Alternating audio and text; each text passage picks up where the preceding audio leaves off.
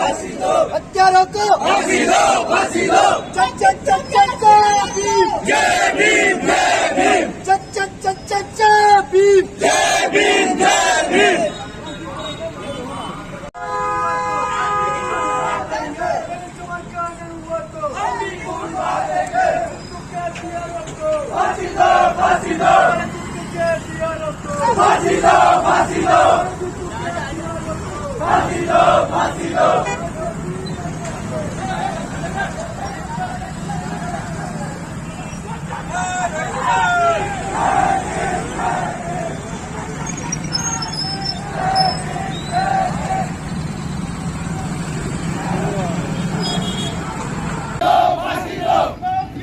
फांसी दो, फांसी दो, फांसी दो, फांसी दो, फांसी दो, फांसी दो।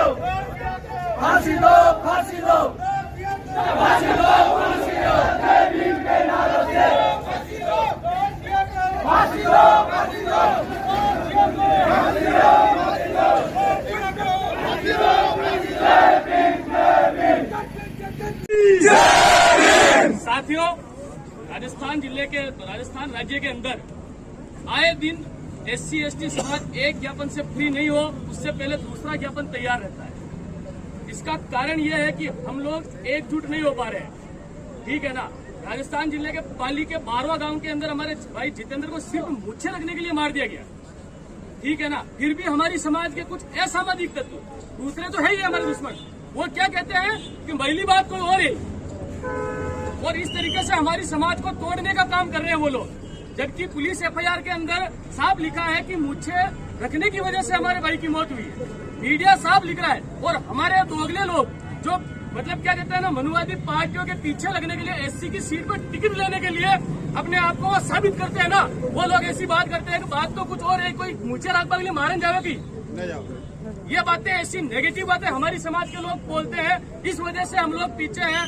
बाकी एक जितेंद्र मरा है, आज भीलवाड़ा में 200 जितेंद्र खड़े हैं, और हर तहसील के अंदर, राजस्थान के हर गांव के अंदर न जाने कितने जितेंद्र पैदा हो चुके हैं।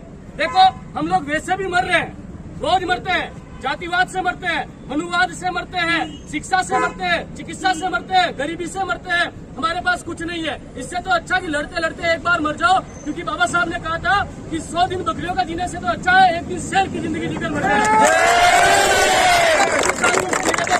अब आज से सोच लो, SC/ST का कोई भी बंदा किसी के भी साथ अत्याचार हो तो उसका कारण नहीं पूछेंगे, सीधा लड़ने के लिए तैयार रहेंगे। इसी के साथ मैं अपनी बात को खत्म करता हूँ।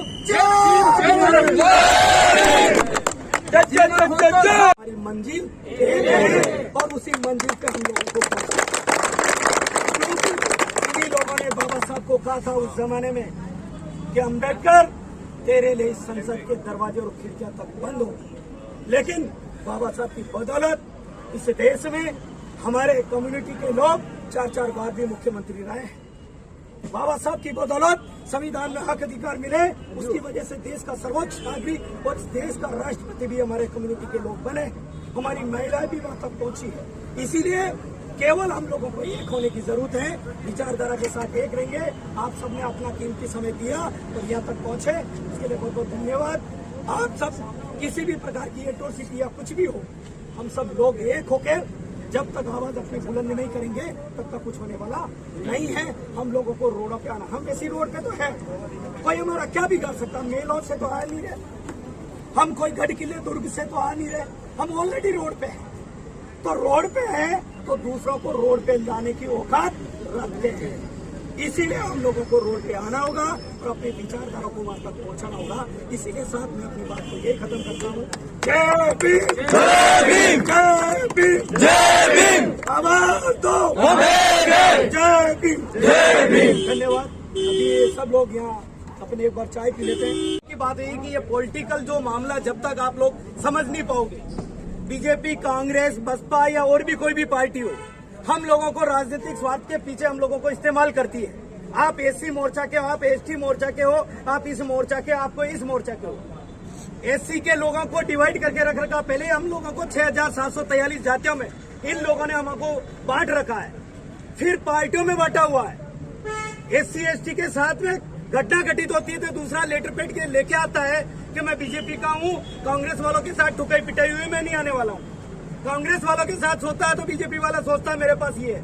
बाबा साहब ने उस जमाने में 4 कैबिनेट में लेवल के मंत्री पद थे उनके पास, लेकिन समाज के लिए, हम लोगों के लिए उन्होंने 4 मंत्री लेवल के पद को पिछवाड़े पे लात मारकर उन्होंने छोड़ दिया कि समाज के लिए मुझे ये पद नहीं चाहिए, मुझे मेरी समाज प्यारी है। बाबा साहब के बच्चों की कुर्बानी होगी। जब उनकी पत्नी रमाबाई पूछ रही थी कि तुम कौन से बाप हो जो जिंदगी भर अपने बेटों के लिए सब कुछ करता है, तुम्हारा बेटा मर गया लेकिन फिर भी तुम समाज के पीछे लगे हो, तो बाबा साहब ने उस जमाने में कहा था कि रमा तुझे पता नहीं है, आज मेरा एक बेटा मरा है लेकिन लाखों की तादाद में इस देश में मेरे रोज बेटे मर रहे हैं, मुझे उसके लिए लड़ना है। इसीलिए बाबा साहब ने उस जमाने में कहा था कि क्लर्क की नौकरी से करना अच्छा है कि समाज में जाके समाज की सेवा करो। इसीलिए साथियों, हम लोग जब तक विचारधारा से तैयार नहीं होंगे, बाबा साहब की विचारधारा को नहीं समझेंगे, जब तक उनकी विचारधारा का फॉलो नहीं करेंगे, हम लोग एक नहीं होंगे, तो आए दिन इसी तरीके से ठुकाई पिटाई होती रही। हमारे साथ हमारी बहन बेटों का रेप होता है, मर्डर हो जाते हैं, लेकिन गुलाम मीडिया 4 लाइन हमारी नहीं प्रिंट छापता है।